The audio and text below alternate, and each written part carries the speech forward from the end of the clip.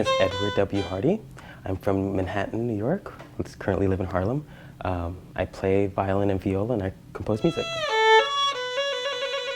I started when I was 7 years old.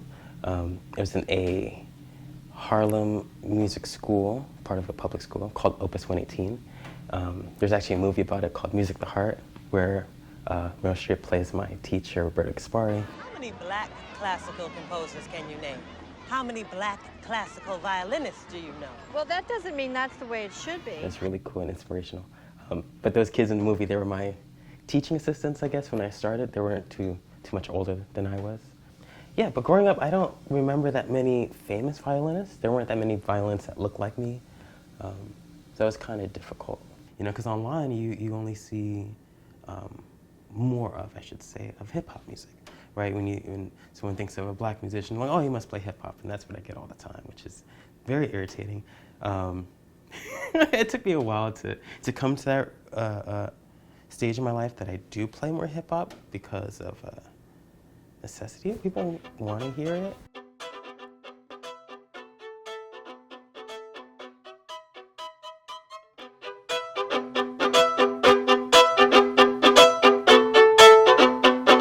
So I went to a music festival called Color Music and Gateways, and I know a lot of people went to Sphinx, and those are all programs that have Black and Latino musicians. That if I didn't know of those specific festivals and programs and concerts they have a lot of, I would have never known that there's a numerous amount of black musicians around the country that play classical music.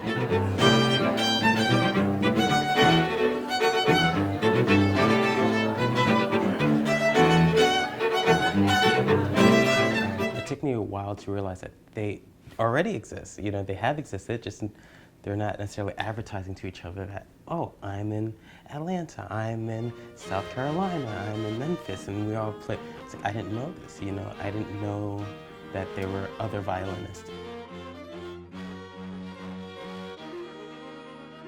We started the Washington Heights Chamber Orchestra really to help bring classical music and beautiful art to people who may not have had the means to access it in traditional ways, who might not have the money for a $60 ticket to Carnegie Hall or the Philharmonic.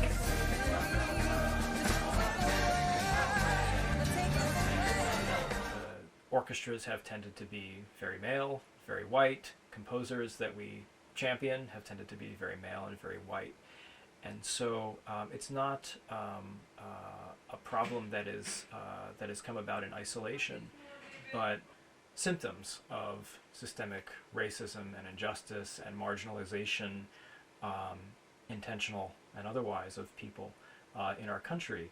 And so undoing that goes well beyond classical music, but definitely we see its effects. I hope that by the time I'm a gray-haired conductor, that it'll be a much more interesting and much more equitable balance.